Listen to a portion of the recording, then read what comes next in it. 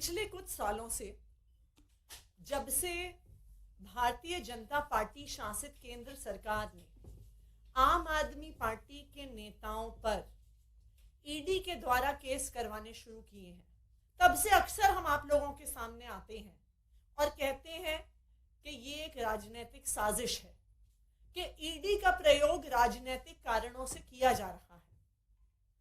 हो सकता है कि कुछ लोग हमारी बात मानते हो, उनको समझ में आता हो कि ये राजनीतिक साजिश है। हो सकता है कि कुछ लोगों को लगता हो कि इन पर आरोप लगे हैं, इसलिए ये बहाने बना रहे हैं। लेकिन आज आधिकारिक तौर पर भारतीय जनता पार्टी शासित केंद्र सरकार ने देश के सामने ये प्रमाण रख दिया है कि ईडी यानी इन्फोर्समेंट डायरेक्टरेट सिर्फ और सिर्फ राजनीतिक षड्यंत्र रचने का एक साधन है। ईडी ने दो बुजुर्ग किसानों पर, जिनकी फोटो आप यहां पे देख सकते हैं, जिनका नाम है कन्हैयन जो 72 साल के हैं और कृष्णन जो 66 साल के हैं, जिनके बैंक में कुल मिलाकर 450 रुपए हैं, उन पर ईडी ने prevention of money laundering act में केस फाइल किया।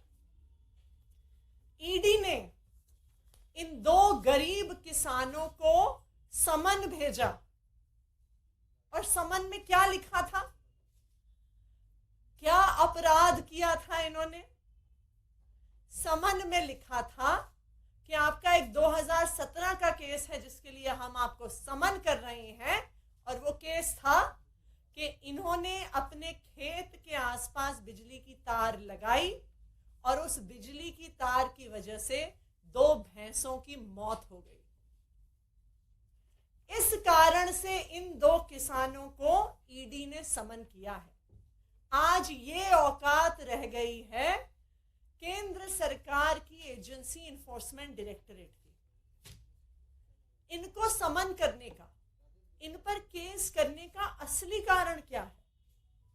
असली कारण ईडी के केस का पूरे देश भर में सिर्फ एक है।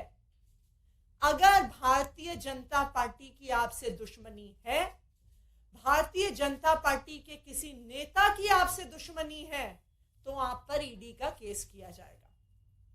इन 2 गरीब किसानों की अपने एक इलाके की भारतीय जनता पार्टी के नेता जी गुणशेखर से कई सालों से झगड़ा चल रहा था।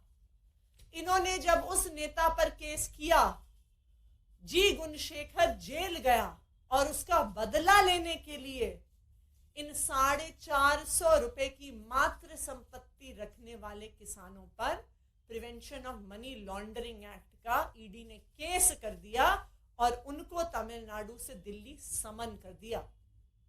तो ये बिल्कुल साफ है कि ईडी आज इन्वेस्टिगेशन एजेंसी नहीं है, सेंट्रल गवर्नमेंट की इन्वेस्टिगेशन एजेंसी नहीं है। ईडी आज सिर्फ और सिर्फ भारतीय जनता पार्टी का एक राजनीतिक हथियार है, जिसे वो किसी पर भी इस्तेमाल कर सकती है। और यह भी साफ है कि ईडी का प्रयोग हो रहा है अपने दुश्मनों को हमला करने के लिए, पार्टियों को तोड़ने के लिए। अगर कोई विपक्ष का नेता ईडी का केस होने के बाद भारतीय जनता पार्टी में आ जाता है, तो फिर ईडी कहती है कि जी हमारे पास तो कोई सबूत ही नहीं था, हमें तो केस बंद करना पड़ रहा है, हमारी तो फाइल खो गई, इसलिए हमें केस विड्रॉ करना पड़ रहा है।